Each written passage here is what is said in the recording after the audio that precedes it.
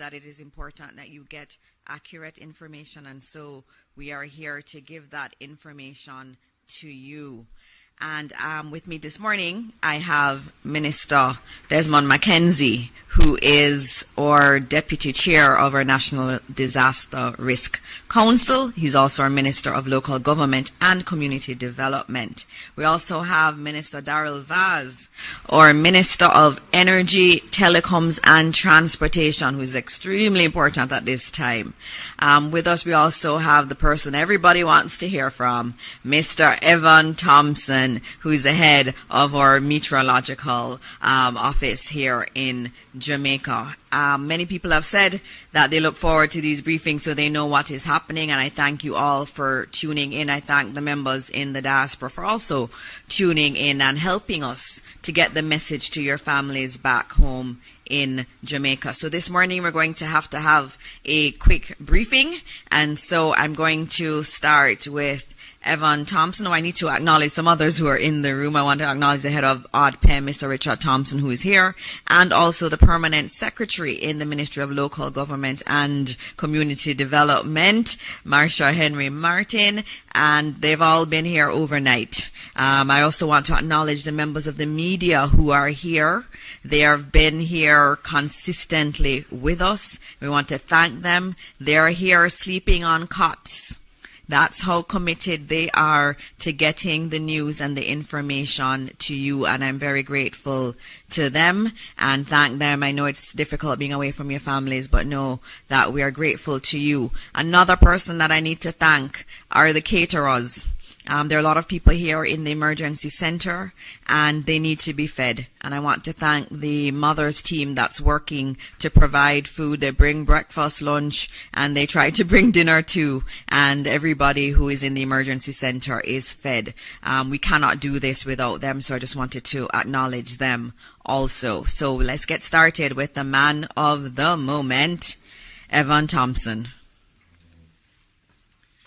Thank you very much, Minister. And the lady of the moment is Hurricane Melissa. And we'll be hearing a lot about Hurricane Melissa today because there has been no significant change in terms of the magnitude of this system, the strength of its winds. Our satellite imagery will just give you a good picture of what is really happening out there over the waters and even over the land, because Hurricane Melissa, a Category 5 hurricane, continues to barrel its way. Well, not barrel its way because it's still moving pretty slowly, but moving toward the southwestern coastline of Jamaica. We are starting to experience quite a few of the impacts of this system because we have been experiencing rainfall over much of the island, especially in the west and the south of the country.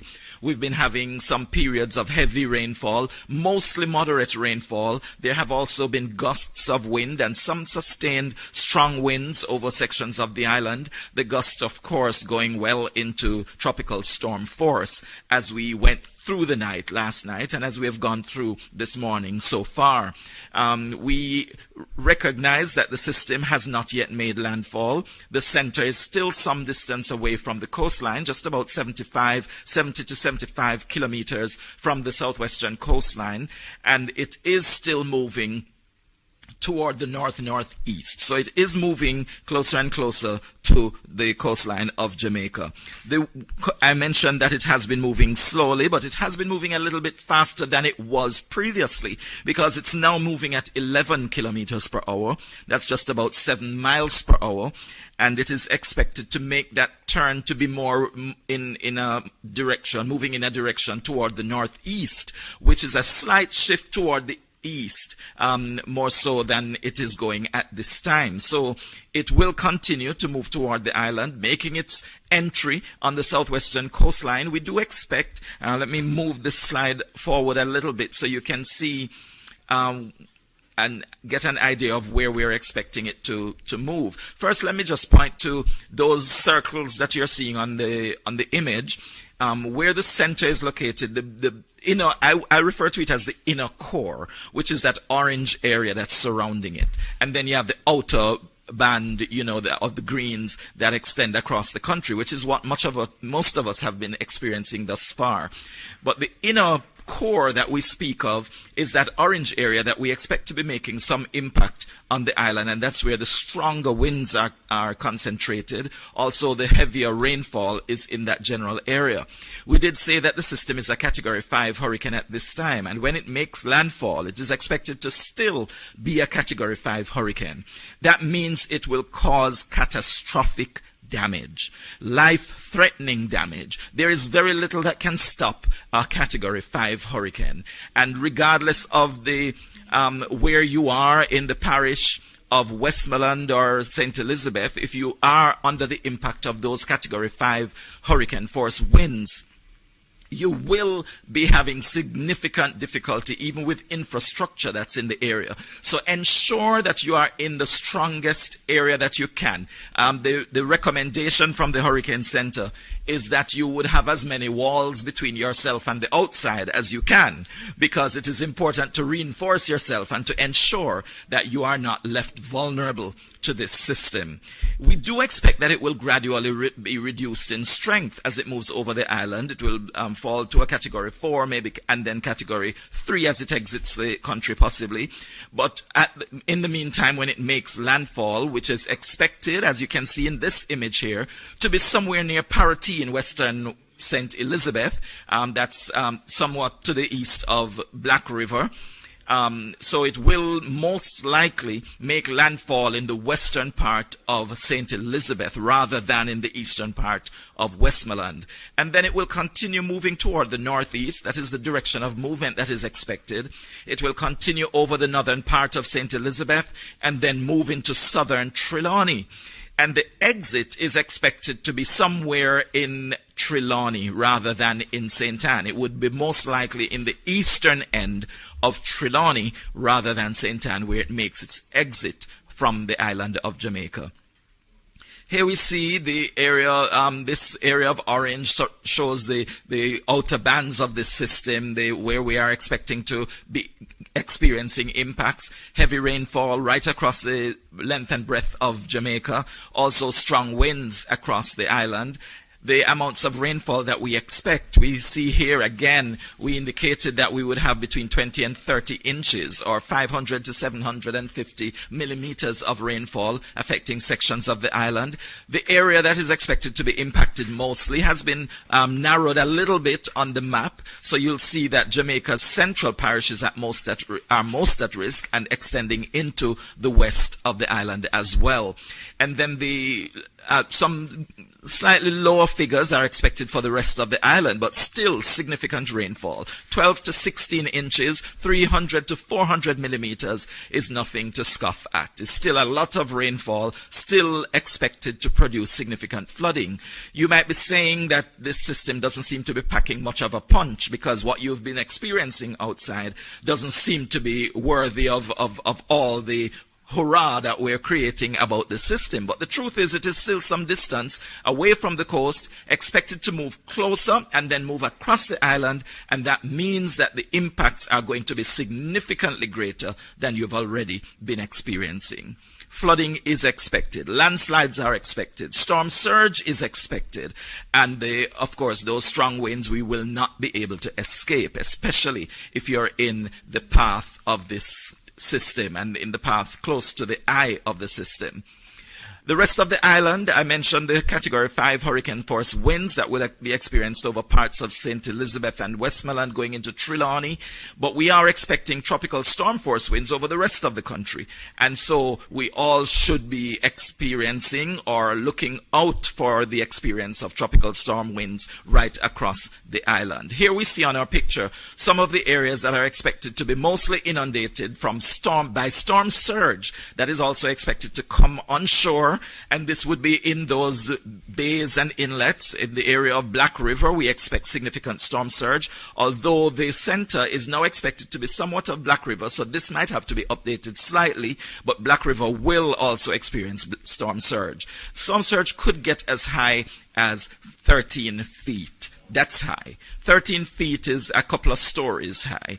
And so you need to be very much prepared for that kind of activity if you're in any of those bays or inlets along the coast of St. Elizabeth in particular, and even going into Clarendon. So those traditional areas of storm surge impact, like Portland Cottage, Rocky Point, those are areas that, because of the geography, we are expecting still to experience some amount of storm surge in those areas, although probably not as significant as we would have in St. Elizabeth along the coast. So anywhere, even along the coast of Manchester, parts of Alligator Pond and, Treasure Beach area should also be looking out for that kind of activity, and going eastward as far as parts of St. Catherine. And that is basically the presentation at this time. I'm sure you'll have some questions that will bring out some more information later. Thank you.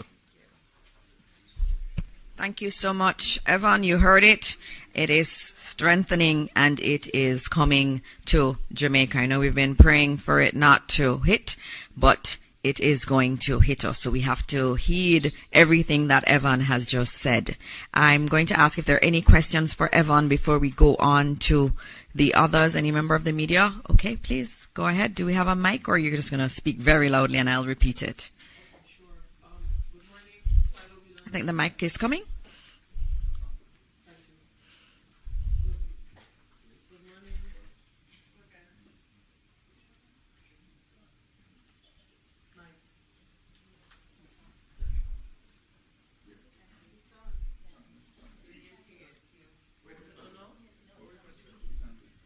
You can just speak and I'll repeat the question. So, good morning, Father Whelan, Jamaican Mission Service. Has the window now officially closed for Jamaicans to make preparations, especially on the western side of the country, considering the distance of the system from the coast? Okay, so the question was, has the window now closed for those who need to make preparations, especially on the western side of the island? We're very close. Thanks for the question, JIS.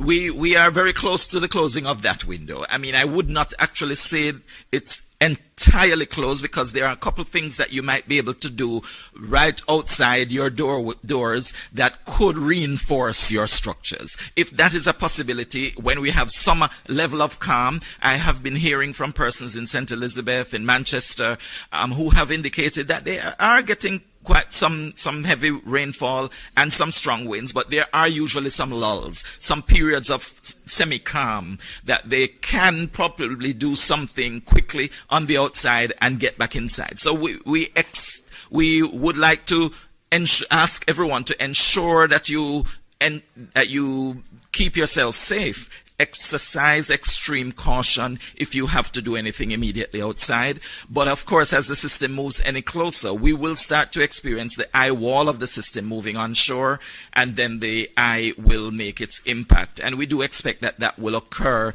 by midday today. So during the latter part of this morning, after 11 o'clock, I would say let's not take any chances on the outside. Let's make sure that we are on the inside, so as this system makes its way here, we're not destroyed ourselves. Apart from the structures outside, we have to make sure that we save our own lives. Thank you. Thank you very much, Evan. We're going to now move to Minister Darrell Vaz, who is our Minister of Energy, Telecoms and Transportation.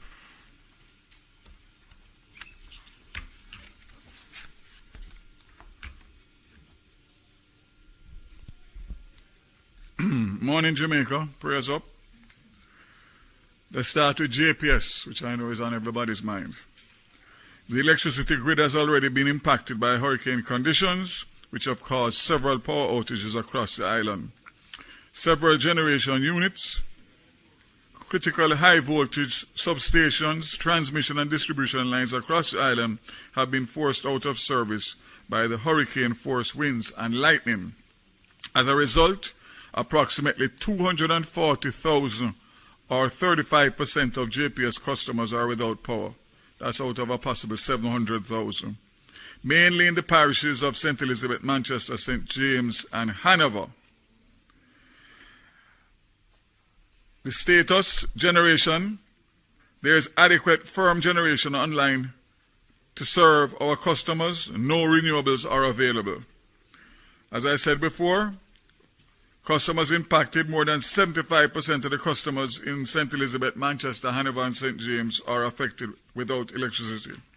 The least impacted parishes, with less than 10% of customers impacted, St. Thomas, Kingston, and St. Andrew, and St. Catherine.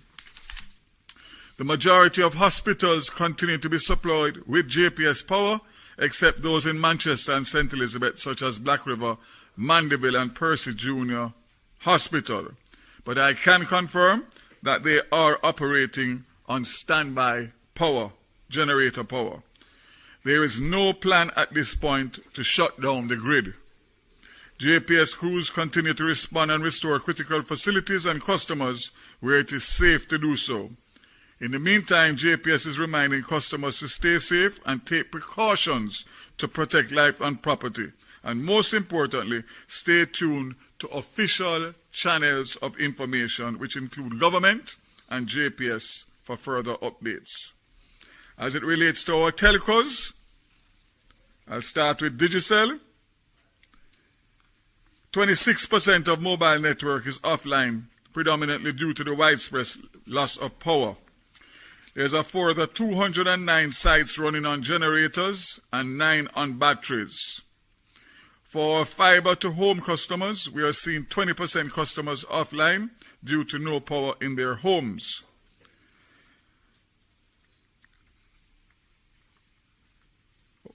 As we see the most impacted areas, we will work with our crews to focus on those areas first. Even if commercial power is still to be restored, we will keep generators fueled and gas the sites back to keep them up and running. They are also confirming that also in aid in recovery, we are working with the SMA to increase our spectrum bandwidth channels, as we know from our experience from Hurricane Beryl that the mobile infrastructure will be recovered much quicker than the fixed. So just to indicate that I, this morning at 3 o'clock, signed licenses for additional spectrum for Flow, Liberty Caribbean, and I'm awaiting Digicel to give them the same. For Flow, I'm happy to say that Liberty Caribbean, operators of Flow, Jamaica, and Liberty Business, is committed to playing its part for Jamaica to recover quickly from the inevitable damage following the passage of Hurricane Melissa. Again, with the spectrum that they have received, they will be bringing a new innovation, mobile connectivity via satellite, and facilitates SMS and text messages to areas affected in the aftermath of the storm. So this partnership promises to seamlessly enable 4G LTE mobile customers to send texts to their family and friends, even when the local network services may be interrupted. So that's huge, very huge. And this collaboration with Starlink reflects a deep commitment to the Caribbean and protecting Jamaica. So we look forward for that.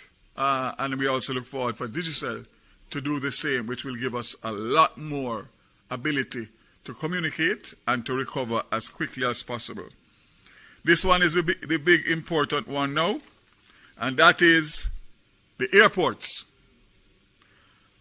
Based on my consultations with PACAL and the Jamaica Civil Aviation Authority about the timeline for the Norman Manley International Airport to accommodate emergency relief flights after the passage of Hurricane Melissa, the assumption is that the system will leave Jamaica by the end of today, Tuesday, October 28th, and that the impact on the Norman Manley International Airport is not extensive.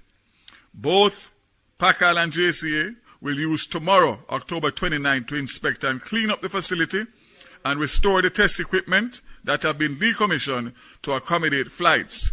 These emergency relief flights could therefore be accommodated as early as Thursday, October 30th, 2025. Again, we are not sure what's going to happen with Montego Bay, who will face at least a lower category, possibly category 3. So we aren't able to say anything on Sangster, but we know that it could have potential disabling impact for that airport. The good news is that the Ian Fleming International Airport is being considered as a part of contingency planning.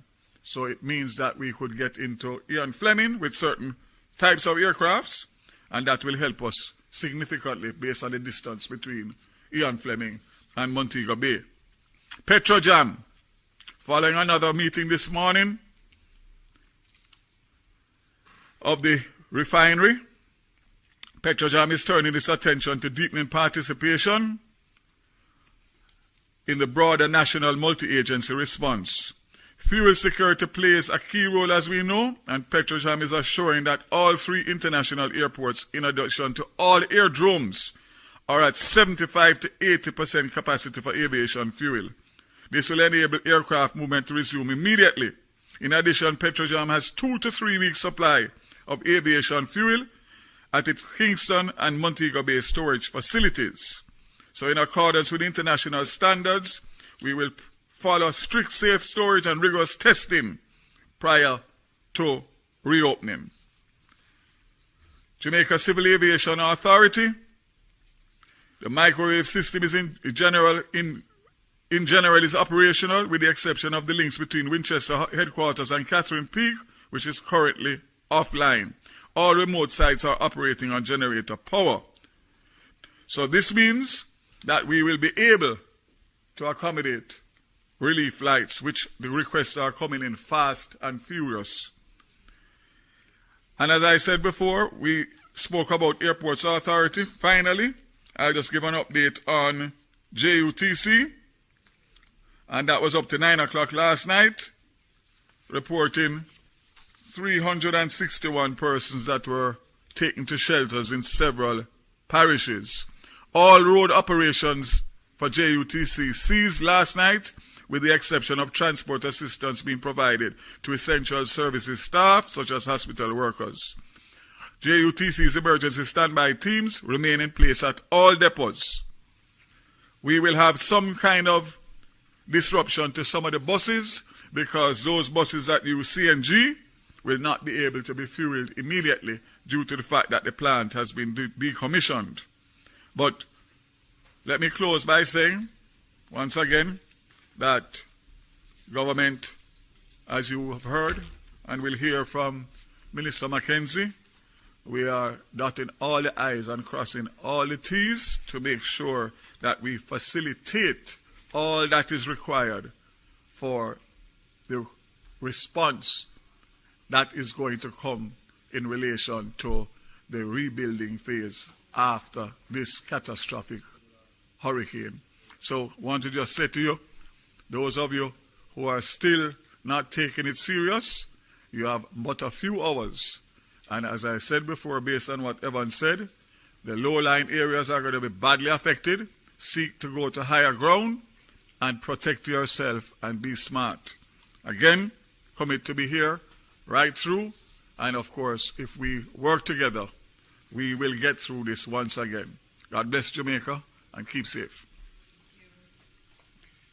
Thank you very much, Minister Vaz. As you hear, we have not stopped working. He's not going to stop working to ensure that we have electricity and that we have telecom service. Right before this press briefing started, I heard him on the phone with JPS's head, and they were talking through how they were going to be making sure that we have electricity up in areas that aren't as badly affected, and then that we can recover even more quickly. He has not stopped working for us, and we have to obviously thank Starlink for that support that they're giving to our telecoms providers in Jamaica to ensure that even if our systems locally go down, that we will still be able to communicate internally and externally with the rest of the world. Also want to welcome the members of the media who are joining us from overseas. I know that the feed is going out also. We say good morning to you and good morning to all of your viewers out there too. Next up, we have Minister Desmond Mackenzie, who is not just our Minister of Local Government and Community Development. He is the one that's coordinating the entire disaster response, wearing his hat as the Deputy Chair of our National Disaster Risk Council. The chair is the Prime Minister, who is very much behind the scenes coordinating all of this and calling all of us for updates. And so this morning you will hear directly from Minister Mackenzie his updates on the entire disaster management framework.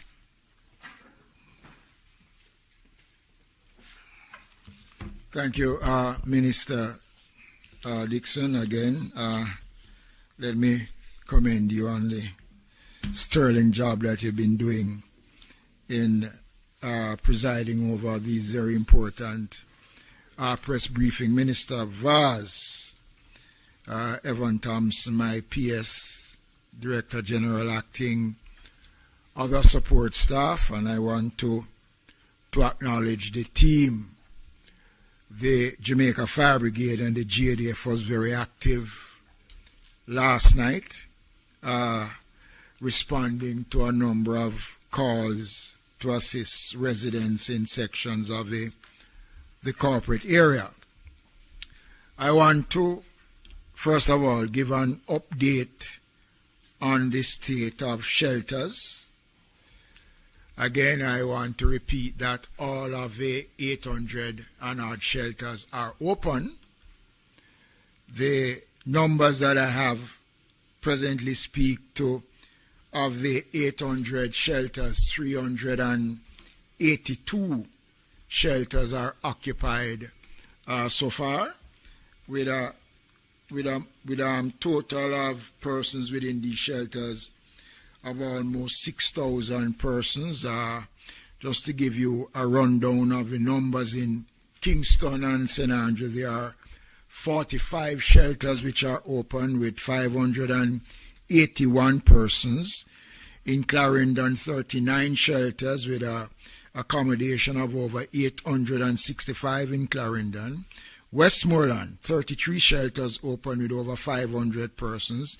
St. Mary, 27 shelters with over 500 persons. St. Catherine, 27 shelters, 394 persons. Portmore, 8 shelters, 74 persons. St. Thomas, 18 shelters, 609 persons. Manchester, 23, 135. St. Anne, I see here 18 shelters open, but 0. There seems to be no one in any shelters in St. Anne. We'll check on those numbers. And over 19 shelters are open with over 261 persons. St. James, 30 shelters, 209 persons. Trelawney, 10 shelters, 313. Portland, 59 shelters, 541. St. Elizabeth, 26 shelters, 289. Now, St. Elizabeth is of concern because I am understanding that we are getting calls before we came on here of persons in St. Elizabeth asking for transportation to be sent into various communities to transport persons out of those areas. As Minister Vaz have said, it is going to be difficult. I have given instructions to the ADPEM director and to the team to advise the disaster coordinators and the members of parliament and the mayors wherever transportation is needed and they can get those transportation, they should do everything that is possible to provide the transportation to take the people out. But the system that we have had, as Minister Vaz said, those systems have been put on hold now because of the closeness of the system. So I would urge persons who can move to do so, and the mayors and the CEOs and the councillors and the members of parliament to do everything that is possible to assist those persons in moving. The impact of Melissa is being felt. Evan gave full details. We are having reports of widespread impact across several parishes which are seeing increased number of land slippage, flooding, fire, storm surge, and power outage. Roads in St. Thomas, Portland, and St. Catherine were blocked by fallen trees, poles, landslides, and most of these have been clear. And I want to make the point that the team that are on the road, the roving teams that have been pre-positioned, have been responding. Once the report is sent to the team, they are out there actually doing the work. So if you are in an area where there is blockage and fallen trees, you can send us the information, and once that is possible, we will send the team out. Minister Vaz, I see a report here, fire and GPS pole lines in certain sections. Storm surge affect Olaba Bay and other such communities. Caribbean Terrace is experiencing flooding, and I want to say that is a community that I think we have to pay more attention to, because many years ago, when I was mayor, a section of Caribbean Terrace was devastated, and we are now seeing again, based on the information that is coming, and I'm going to ask the team to do some more checking to see the extent of what is taking place in Caribbean Terrace. We are experiencing, as I said before, land slippage in many communities in Portland, St. Thomas, St. Elizabeth, St. Thomas, and many other communities are experiencing those challenges as I speak at this time. This is the last briefing that we'll be able to give as update, but I will spend 2 minutes again. God has been merciful, because we've been talking about Melissa coming for almost a week. And still today, when we are expecting Melissa, there are still, as Evan have said, a small window of opportunity. Let us use it, and use it wisely. Let us respond. I hope by within the next hour, when I get an update, I will see more persons in shelters, and we will see more people responding. Jamaica, this is not the time to be brave. I've been saying for 1 week, don't bet against Melissa. It is a bet we can't win.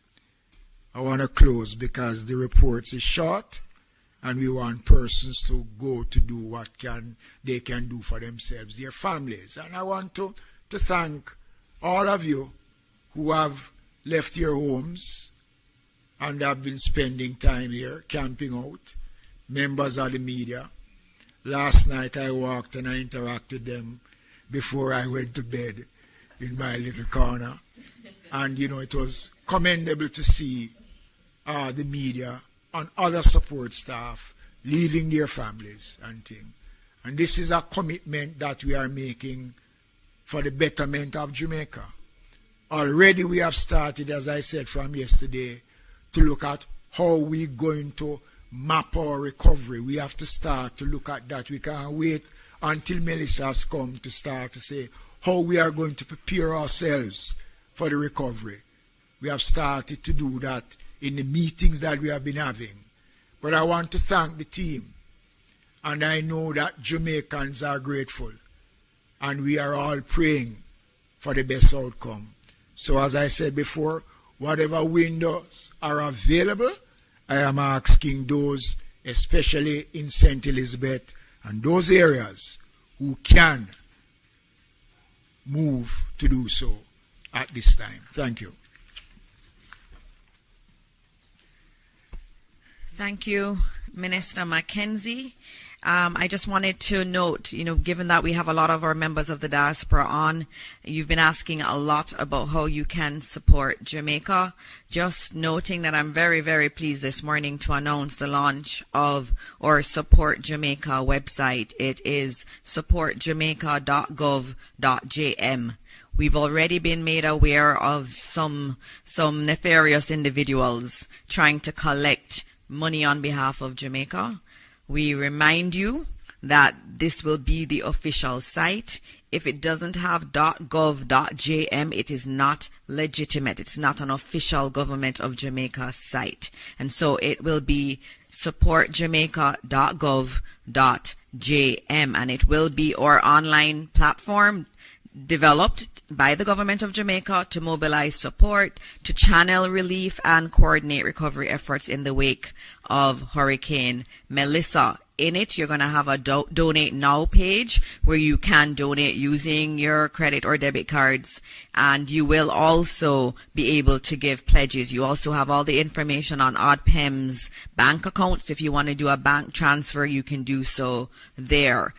A new innovation on that site is that you will be able to give updates on emergencies. So if there's an issue that you see in your area, you want to upload a picture, maybe there is flooding, maybe there is a town that has been cut off, you can actually notify us through that website also. It also has an interactive shelter locator for those who may need it. Even if you have to help someone to find a shelter, please use it. It will give you all the shelters that are near you. You can actually put in what parish you're in or what area you're in, and you can geolocate.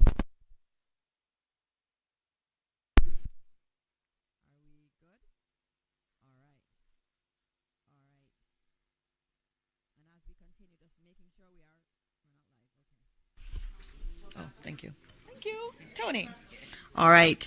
We had a quick power outage, but we are back up here. Just noting again that you can find shelters. They are on that site, supportjamaica.gov.jm. And so it is all about mobilizing resources. So it's a resource for those locally and also for those in the diaspora and anywhere in the world that wants to give support to Jamaica. Again, the website is supportjamaica.gov.jm, and it was created overnight, updated in basically a day. The developers spent a day working on it, and we want to thank them. And it was donated to us by Amber Group in consultation with other members of the team and other private sector partners.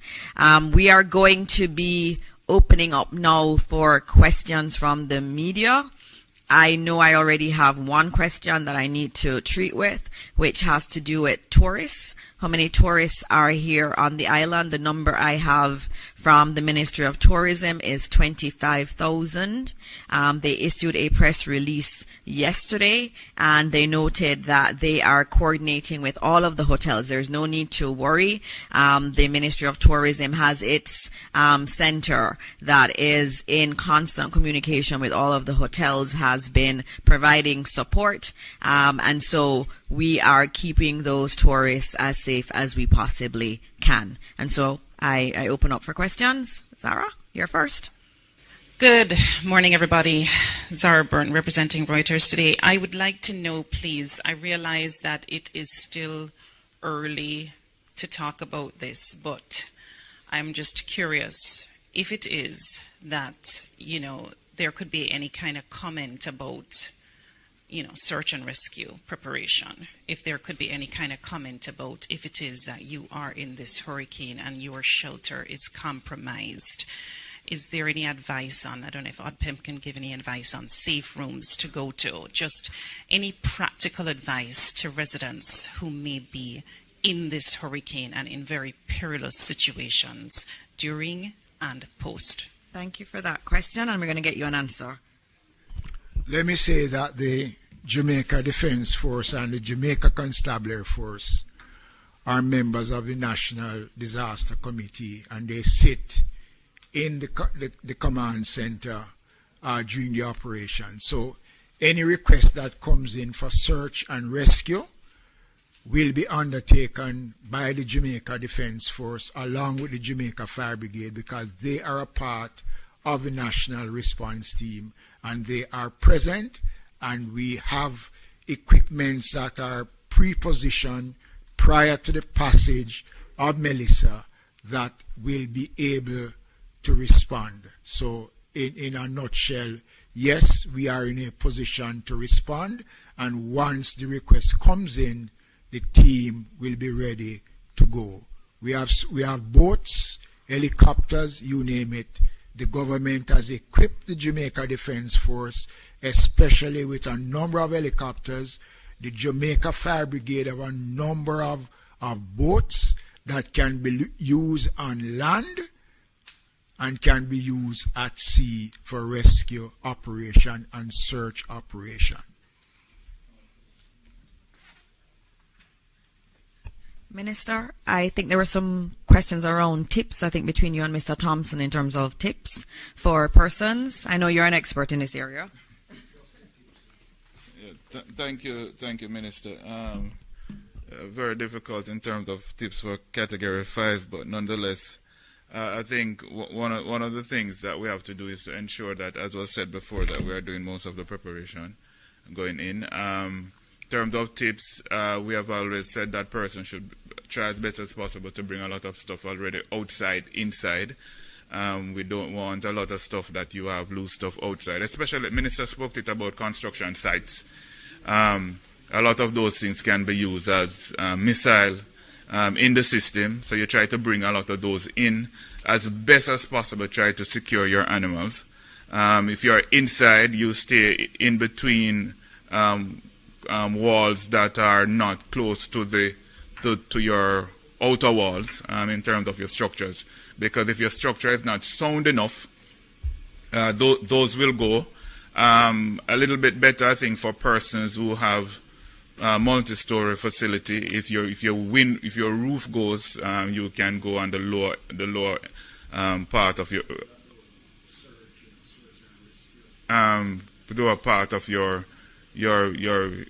building. Search and rescue component, the Minister said it before.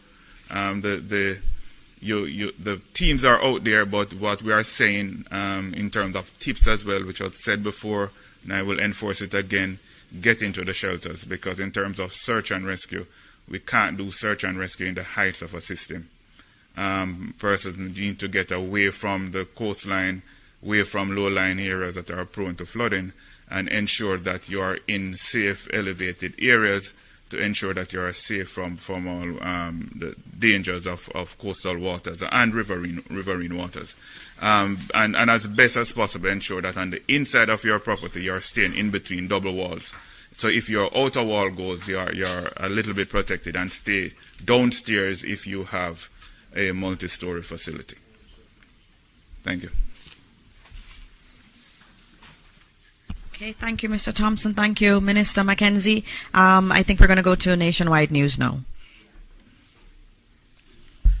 Yes. Good morning, everyone. Mahiri Stewart, Nationwide News. Question for Minister Vaz. You oversee the energy, telecoms, and transport portfolio. Have you been receiving any reports of vandalism in any of those three sectors?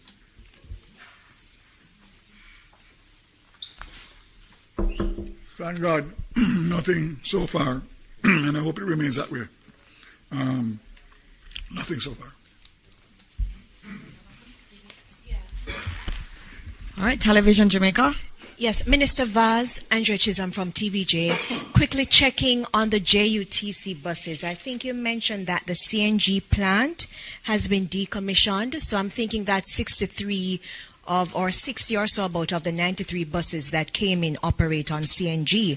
So do you have enough CNG in place to operate those buses for a while, or is it that they're totally out of use for now? Yes. Prior to the hurricane and in preparation for the hurricane, one of the requirements was for additional storage to be on location in case deliveries are not able, because the deliveries are done by road. So we took that into consideration.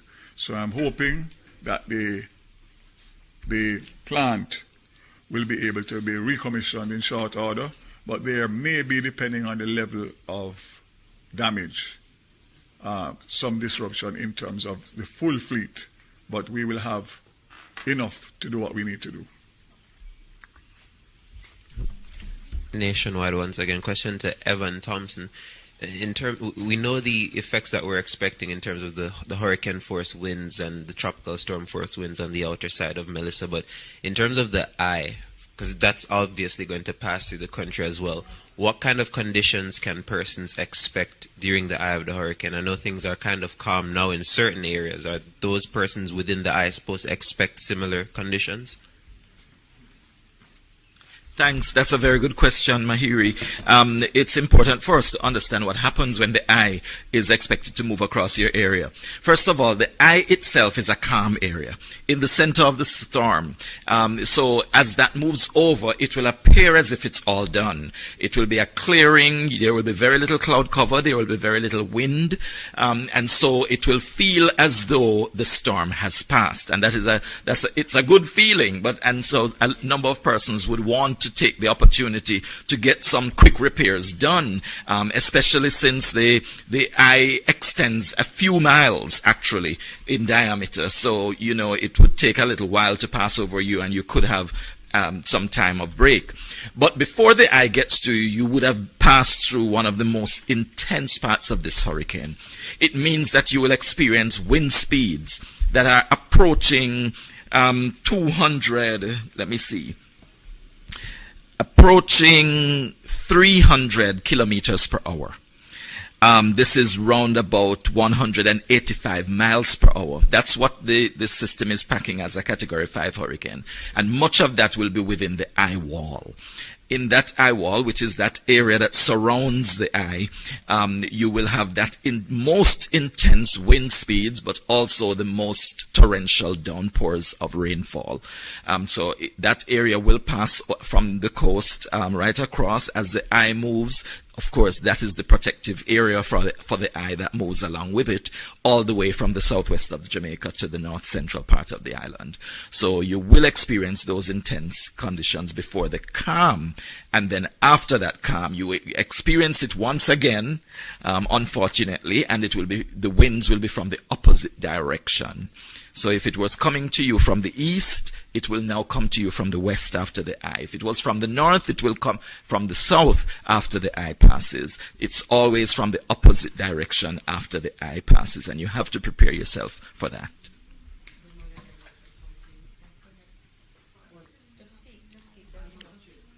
All right, so my question has to do with lightning strikes, because in one of the models that you showed us, I believe it was yesterday, we saw quite a few areas of thunderstorms. So I'm not certain what you can tell Jamaica now in terms of preparing or protecting ourselves from the possibility of being struck by lightning. And what do we look out for ahead of it? What are the signs? Yes, lightning frequently occurs during the thunderstorms. Of course, it does occur during thunderstorms.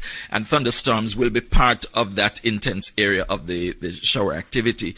We don't expect anyone to be outside, really. So that should, of course, protect you from the lightning strikes to a large extent. Of course, there will be some impact. It will affect electricity supply. It could also be the cause of fires.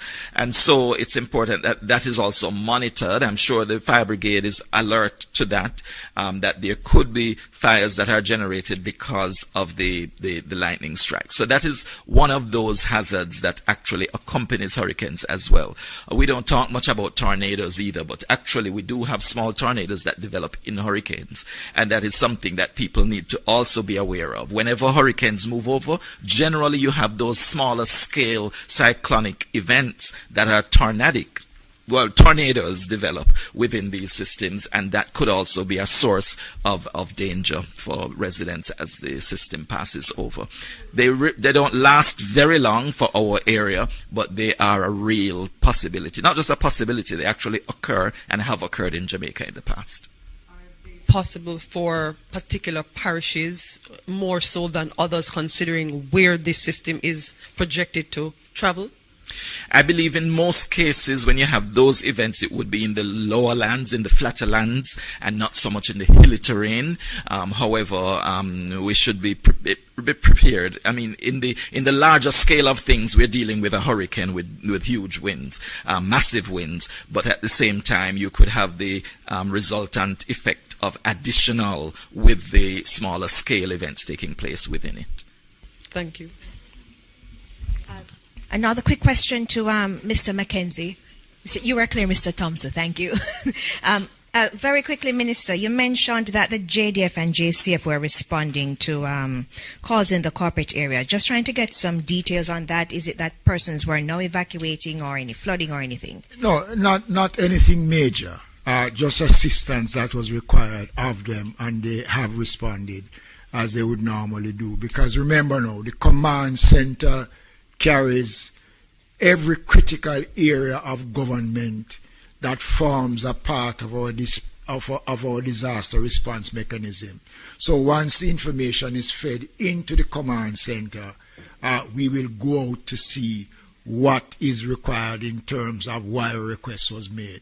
And that was why the team was out. And we have roving teams on the road that is driving around. So when they pick up anything on the road, they will act, and they will call in and give Central the information, and we will log those information, because we use the information after to see what took place and how best to address and to see how we can prevent.